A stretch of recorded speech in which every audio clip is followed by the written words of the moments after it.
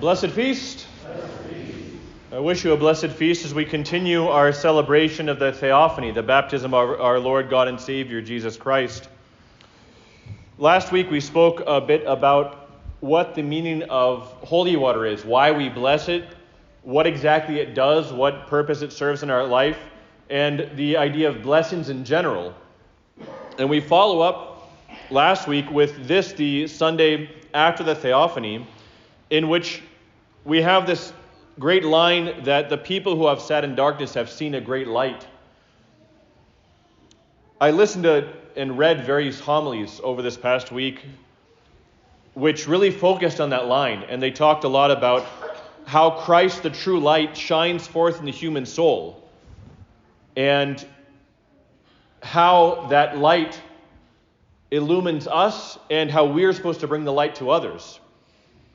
And they were good homilies, they had good content, but certain questions I really couldn't find ever addressed. And I think they're kind of essential questions. And I think the main questions that came to my mind are, if we've embraced Christ, why is it that there's still darkness within us at all? Why does darkness continue to dwell in the heart of Christians? What exactly is that darkness? What does it consist of? And how can we bring Christ as light into those places of darkness that we've held off on? These aren't small questions. It's really big questions that get to the heart of what it means to be a Christian and how we live as Christians. What exactly Christ has done for us. So we'll start with that second question. What is this darkness? What is this darkness? Of course, we could simply say that darkness is unrighteousness, which is true, but there's a deeper understanding that we gain from the fathers of the church. The fathers of the church talk about how this darkness really consists of passions. Now, we tend to think of the passions, which we talk about a lot as Orthodox Christians, as bad things within us, as things that have a certain substance that isn't good, that are implanted with us, that we need to get rid of. And this is not really an accurate portrayal of what the passions are. A more accurate understanding of the passions very much aligns them with the concept of darkness. Darkness doesn't have a substance of its own. Darkness is not a thing in itself. You can't hold darkness in your hand. Rather, darkness is an absence. It's an absence of light. And it's the same way with the passions. The passions are not a thing in and of themselves. You can't find a passion within you and locate it and say, I need to get rid of it completely. Rather, the fathers understand that truly the passions are distortions of virtues that have been placed in us by God, or at least intended for us. So we take a particular virtue and you twist it and you distort it and you aim it away from the light, away from Christ, and suddenly it becomes a passion within you. We think of gluttony, the love of food. Gluttony is not just eating too much, it's loving food. Thinking about what we're going to eat for our next meal constantly rather than praying. What is that? It's a distortion of fasting. It's a distortion of abstinence. You think of materialism and acquisitiveness, right? It's a distortion of non-acquisitiveness, where we really value the heavenly things. So all these are really just distortions that seek to do what? They take control of us. They control our thoughts, they control our will, and they find certain places in our heart that are darkened by that passion. And they hide away there. Now, because Christ is the light, he cannot dwell where darkness reigns. If we've said that this is the place of darkness, Christ says, then I guess I'm not welcome there, because when I'm there, the darkness will flee. So we hold on to that darkness. So the darkness of the heart are those areas which cannot coexist with Christ. If we really understand that word darkness in the scriptures, that's really what it is. It's the places within us that cannot coexist with Christ. Christ can't reign there at the same time. You cannot serve two masters. You cannot serve God and mammon. So within the heart, there are certain places where we've allowed the passions, the darkness to reign, and we've given it rule over those places. Those places, when exposed to the light of Christ, aren't illumined, rather they're burned. And they're burned with shame and doubt and confusion. And so what do? We hide them away even more. That's what that darkness is. The second question, if we embrace Christ, why is it that there's darkness within us at all still? Why does darkness continue to dwell and reign within us? Well, the answer to that is simple. It's because we haven't embraced Christ fully. We're not single-minded about our life. Rather, we have our hearts divided. We're divided in heart. We're divided in thought. And so we give part of our heart's love to Christ, and we hold back the other parts, mainly for worldly comforts. And this is, again, a standard understanding of the Christian life. St. Paul talks about this in Romans 7. He has the famous words, "For what I am doing, I do not understand. For what I will to do, that I do not practice. But what I hate, that I do. But now it is no longer I who do it, but sin that dwells in me." What did I say about that darkness? It's passions that seek to rule you. It's the sin that dwells in you that wants to embrace that life of unrighteousness and that life of sin. The sin that dwells in me. That's the darkness. That's the distortion. That portion not fully given over to Christ. And that portion is given a voice. That darkness is given a voice, and it cries out the same thing again and again and again. And I know you're all familiar with this, as I am. What does it cry out? It cries out, "What about me? What about me? What about me?" And that's all it really cries out again and again and again. I'm going to go say my evening prayers. But there's that part of me that really seeks entertainment. And there's that YouTube video that I've been wanting to watch all day. What about me? What about me? What about me? That's the division within the heart. So why do we allow these divisions to occur? I would suggest to you that a lot of it has to do with fear. A lot of it has to do with fear. And fear of what? There's a lot of things. Fear of letting go of our false loves. When you love something, you don't want to release it. Even these false loves of worldly things, temporal comforts, we don't want to let go of them. They've comforted us for so long, we're afraid of being without them. What happens when I lose my security blanket? Fear of exposing shameful areas to the light. If I open up this part and bring the light in, that means it'll be exposed. Christ will see it fully. I can't hide this part of me anymore. It's easier just to hide it, and that way avoid the shame. Fear of confronting what we've suppressed. Things that we know are deep within us that we've held back for a long time, and we just don't want to confront it because it's just too terrifying, it's too painful. I'd rather avoid that pain. All this is wrapped up in the simple idea that we don't really recognize the freedom and joy of living fully within the light and letting that light within us. We don't see the light, in other words, as a better option. We think that somehow we're protecting ourselves by holding back on these things. We don't realize that true freedom and joy and peace are going to be found in that light. So instead of seeing this as freedom, we see it as deprivation. We see it as uncomfortable exposure. And all this is lies, of course. It's just all pure lies. Essentially, we don't see the light as light. We've accepted a demonic delusion that light is actually darkness. If I really give myself over to Christ in these areas of my life and lose out on these comforts, these security blankets, if I expose these things in ways that feel shameful, I'm going to be worse off rather than better off. I'm going to be in more darkness and confusion rather than more in clarity and joy. Lies. One lie after the other. This is why we hold on to those dark places. So the final question, how can we bring the light of Christ into us? Of course, the church exists for this very reason, but we can't even begin that process unless we have the will to begin. Someone sent me a video this past week. I haven't watched the whole thing yet, but they sent me the longer video. It's a couple hours along with a short clip. And it's from a neuroscientist named Andrew Huberman. I know many of you watched some of the videos with him. And he was talking with David Goggins.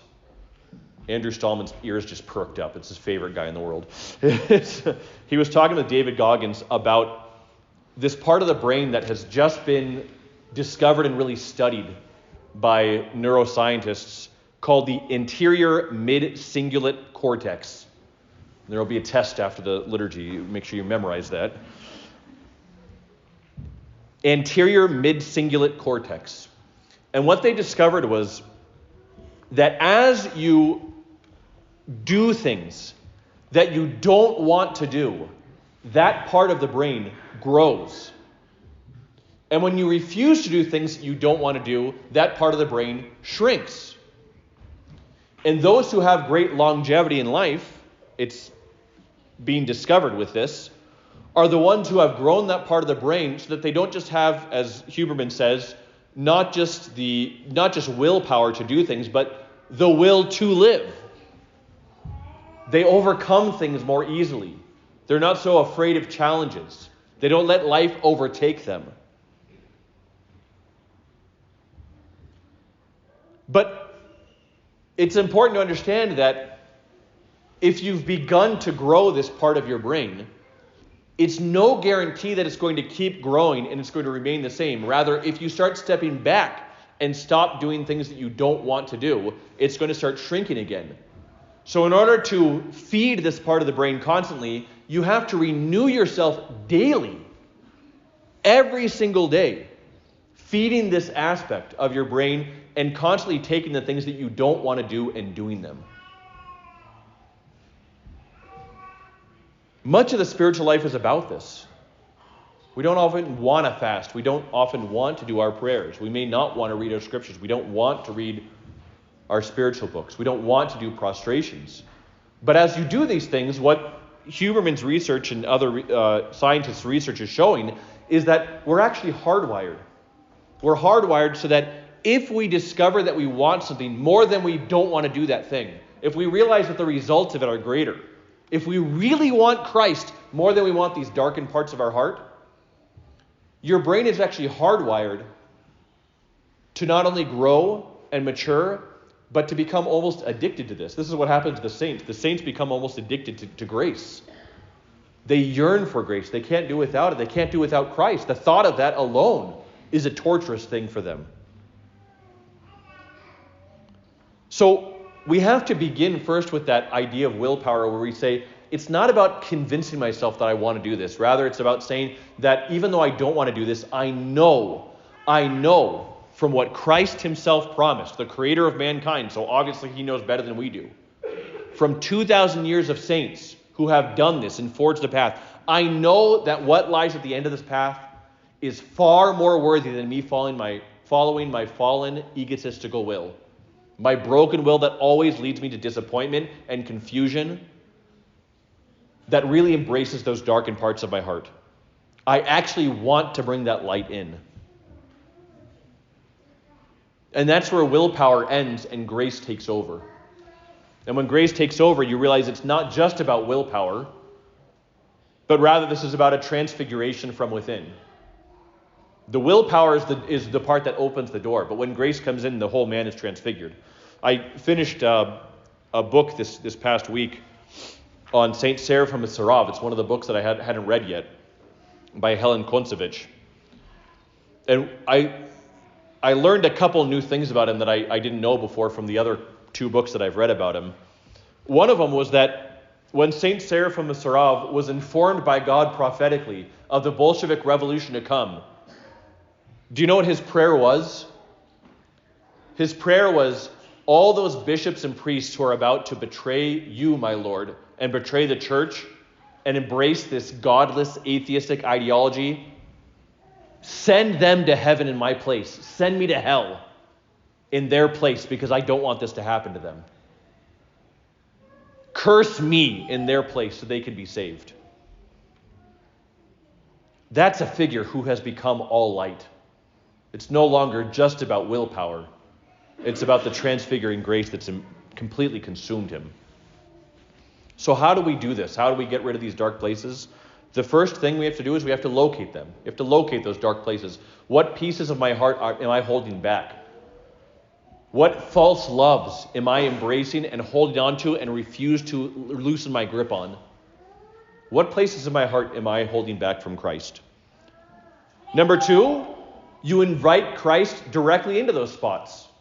You don't pray from the position you think you should be. You pray exactly from that position. It's exactly what Mother Silouana talks about in that book, God Wears the Wound. By the way, it was out of print for a while. It's back in print. We have it back in the bookstore. I know a lot of you have been waiting for it. We've sold already over 50 copies. So we have another 10 in the bookstore. There's another 10 on the way. They limited how many we could order at a time. That's what the whole book is about finding those places that are still broken, still dark, and inviting Christ right into the midst of them and asking him to dwell there and drive that light away. Can it be painful? Initially, yes. Can it be difficult? Of course.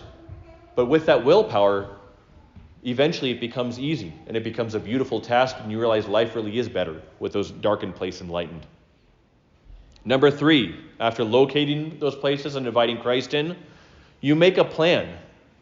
You make a plan to practice undistorted virtue. If passion is a distorted virtue, you find the opposing virtue and say, how can I practice this in my life? How can I take the virtue that's been held back because it's been distorted by this passion, and how can I put it into practice and actively pursue it? And number 4, because that cortex is going to shrink if we don't practice it every day, we need to renew it every single day. It's why I'm constantly telling you, write a spiritual message to yourself that you read every morning, that you remind yourself every day what it is you're shooting for. What are those habits that I haven't yet placed in my life? Because we're creatures of habit. If we don't force ourselves, if we don't remind ourselves, we're going to go right back to old ways. So renew it every day. Now, of course, there's more to it. What's the best way to bring light to those darkened places? You bring it to confession. That's what confession is about. And there's the whole spiritual life. But those 4 things are the core. Those are the daily things we can do. Locate the dark places, invite Christ directly in, make a plan to practice the opposing virtue that we're lacking, that will illuminate, and renew yourself in that daily. Find ways to practically renew yourself and remind yourself of this fight every day, and remind yourself of what you're fighting for.